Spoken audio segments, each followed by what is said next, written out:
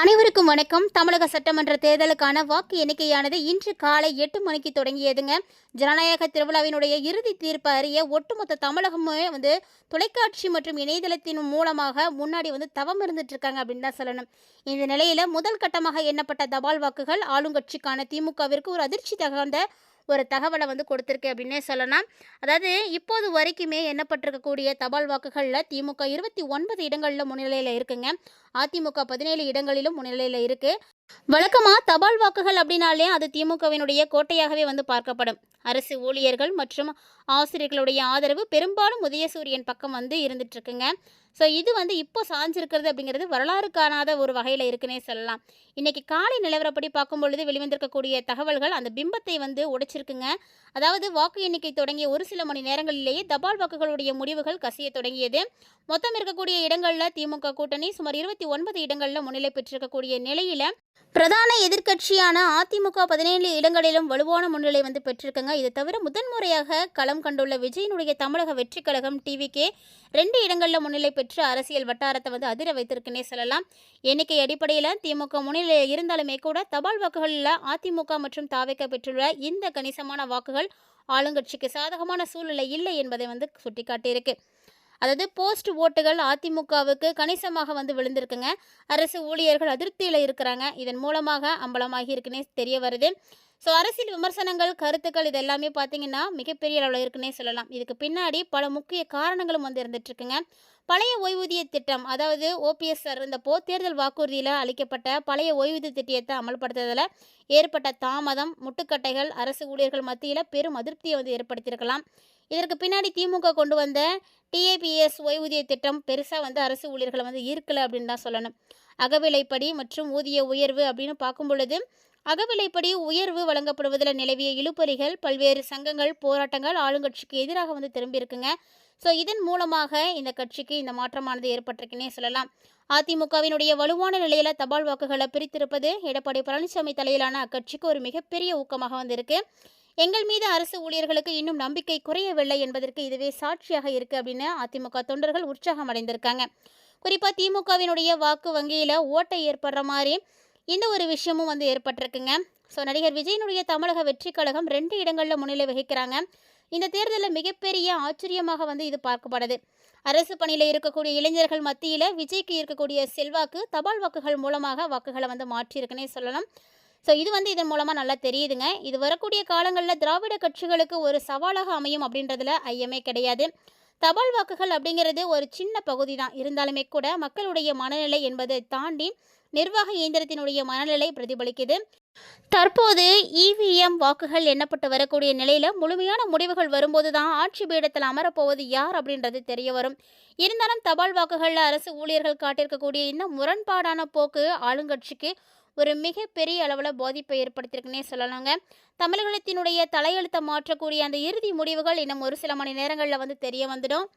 கடந்த 10 ஆண்டு கால அதிமுக ஆட்சிக்கு எதிரான மனநிலை ஸ்டாலின் அவர்களே முதல்வராக பார்க்க வேண்டும் என்ற மக்களுடைய ஆர்வம் அப்படின்னு உங்கள் தொகுதியில் ஸ்டாலின் போன்ற தீவிரமான தேர்தல் பிரச்சாரங்கள் என பல சாதகமான காரணிகளாக திமுகவிற்கு இருந்த போதிலும் கூட இந்த வாக்கு வித்தியாசம் மிக மிக குறைவு அப்படின்னு தான் சொல்லணும்.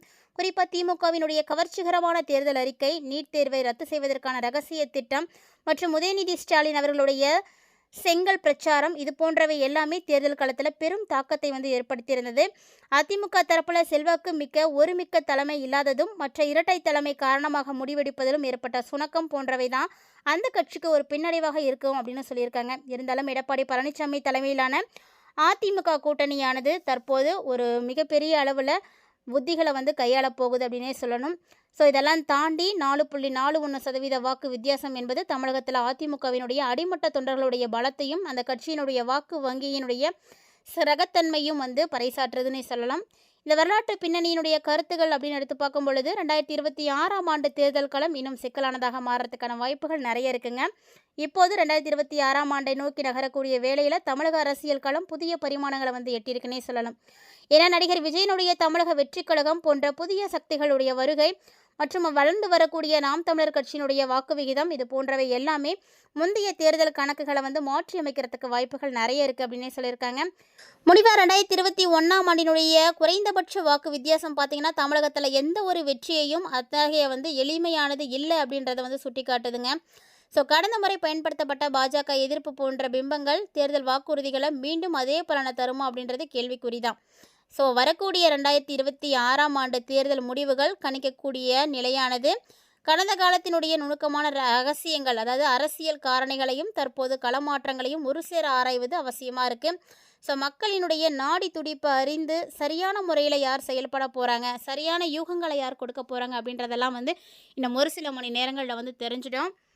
எல்லாருக்குமே வந்து மிகப்பெரிய பரபரப்பையும் ஆர்வத்தையும் ஏற்படுத்தியிருக்கக்கூடிய சட்டமன்ற தேர்தல் 2026க்கான வாக்கு எண்ணிக்கை நடந்துட்டு இருக்குங்க. ஸோ ரொம்ப விறுவிறுப்பாக வந்து நடைபெற்று இருக்கக்கூடிய நிலையில் சென்னையில் பெரம்பூர் தொகுதிகளில் ஆரம்ப கட்டத்திலேயே அதிரடி திருப்பமானது ஏற்பட்டிருக்கு அப்படின்னே சொல்லணும்.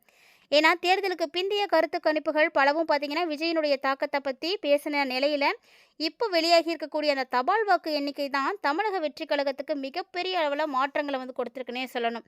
தேர்தலுக்கு பிந்தைய இந்த கருத்து கணிப்பானது தபால் வாக்கு எண்ணிக்கையில் தமிழக வெற்றி கழகத்தினுடைய தலைவராக இருக்கக்கூடிய விஜய் முன்னிலை வகித்து வந்துட்டு இருக்காருங்க. ஸோ தன்னுடைய கன்னி தேர்தலிலேயே பெரம்பூர் போன்ற முக்கியமான தொகுதிகளில் தபால் வாக்குகளில் முன்னிலை, அதாவது 75 பெற்றிருப்பது தாவேக தொண்டர்களிடையே மிகப்பெரிய அளவில் உற்சாகத்தை ஏற்படுத்தியிருக்குன்னே சொல்லணும்.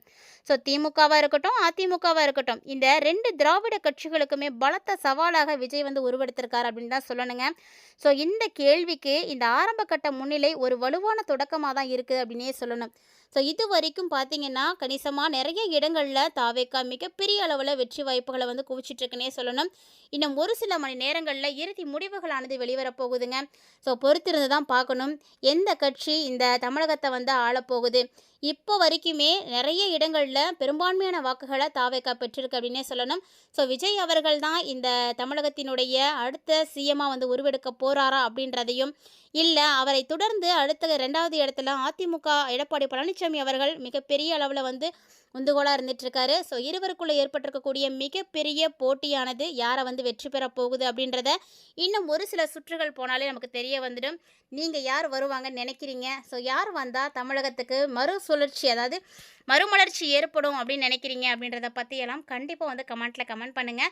ஸோ உங்களுடைய வாக்கு யாருக்கா இருக்க போகுது, நீங்கள் யாருக்கு சப்போர்ட்டிவாக இருக்க போகிறீங்க அப்படின்றதெல்லாம் கமெண்ட் பாக்ஸில் வந்து கமெண்ட் பண்ணுங்கள். ஏன்னா எந்த ஆட்சி அமைந்தாலுமே கூட மக்களுடைய மனநிலை தான் வெளிப்படுத்த போகுது. ஸோ இது மாற்றம் வேணும் அப்படின்னு நினைக்கக்கூடியவர்களுக்கு எப்படிப்பட்ட மாற்றங்கள் கிடைக்க போகுது அப்படின்றத தெளிவாக வந்து கொடுக்க போகுது. ஸோ பொறுத்திருந்து பார்க்கலாம் எந்த கட்சி இந்த தமிழகத்தை வந்து ஆளப்போகுது அப்படின்றத.